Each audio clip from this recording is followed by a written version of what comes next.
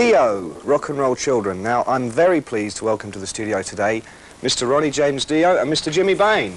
Hi there. How's it going, chaps? Great, Nick. Great. All right, now this is your first time really coming over this side of the Atlantic to do a British and European tour in, I think, about 18 months.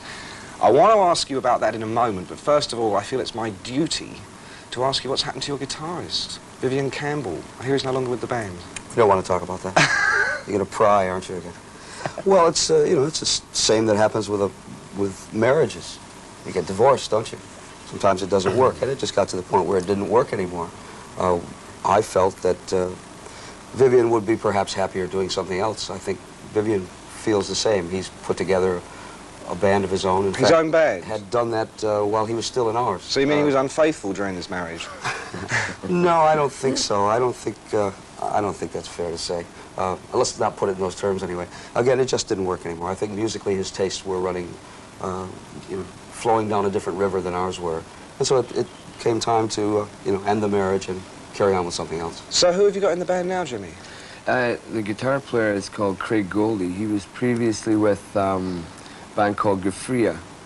I don't know how much exposure they've had. Yeah, we know them. We know a bit about them over here. We're not that far behind over here. No, it's just that I was letting you know.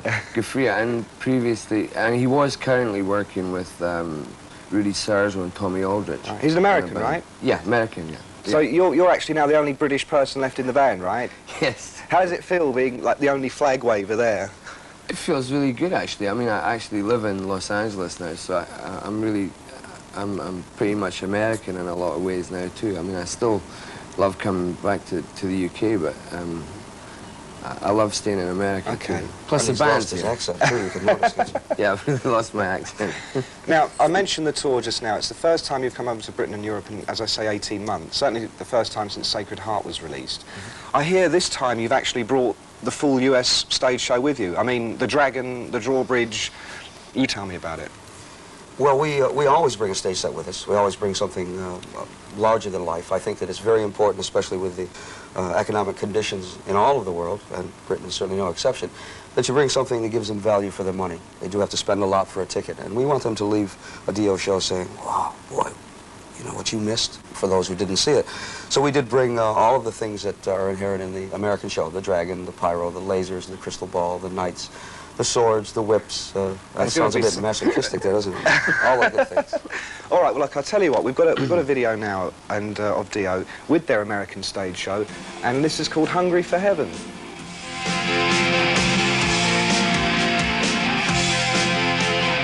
Hungry for Heaven and Dio, Ronnie James and Jimmy Bain.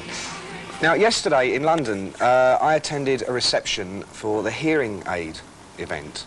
Now, I'm not going to explain to the people out there what hearing aid is. I want you guys to tell me all about it. Great. Okay, who'd like to go first? James? Yeah, hearing aid is basically the heavy metal contingent of the music business's attempt to raise money for world hunger through a single predominantly first, and then feasibly afterwards we're going to release an album too. This is a la Live Aid, right?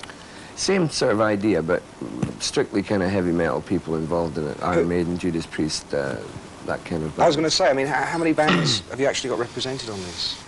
Well, we did it in a kind of a different way. We have a lot of people represented within the chorus itself, but there was not enough time within the track to use all of the people that were in the chorus, over 50 people there. So we used, I think we had 11 guitarists, and we had 8 vocalists, just within the single itself.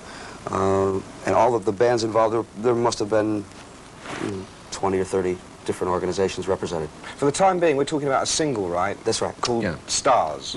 Who actually wrote that track? Well, Jimmy and I and Vivian. Yeah, the three of us together, like, it's great. And so all the proceeds from that record actually go to helping feed people in Ethiopia? Yes, what we've tried to do is, there seems to be a lot of consternation about the fact that everything supposedly gets funneled to Ethiopia or one particular area. We wanted it to be different than that. I mean, there's famine all over this world. Right. It will continue to be, and that really is the point of all this. The money really isn't that important. I think Bob Geldof will tell you that too. It's the awareness that you as a human being should do something for another human being. The money will take care of itself through Live Aid, through Sports Aid, through Hearing Aid, through Band Aid, through all of those particular ventures. This is, again, for world famine. This is directed for anyone who is Anyone in the suffering world who's physical hungry. pain or mental pain, because we also feel that education is really the answer to it. If you don't educate someone, you're just building a better criminal, and when the time comes, they're going to grow up and probably end up robbing your home, aren't they? I think it's a great thing to see. I mean, I think probably heavy metal, particularly over this side of the Atlantic, has a bit of a stigma. I don't think people are really aware that a lot of rock artists really do have a lot to say about things like that. That's what happened too when we initially called people up. The enthusiasm that we got from the musicians was just incredible. I mean, all the musicians we called, just about all of them, you know, said that they would offer their services, and a lot of them flew in from, pardon me, from all over the world to be involved in the project. You know. All right, now, you've already said there's about 50 people on this and about 11 guitar solos. Let's have a look at the full-length version of the video, and let's see if we can spot them. This is Star.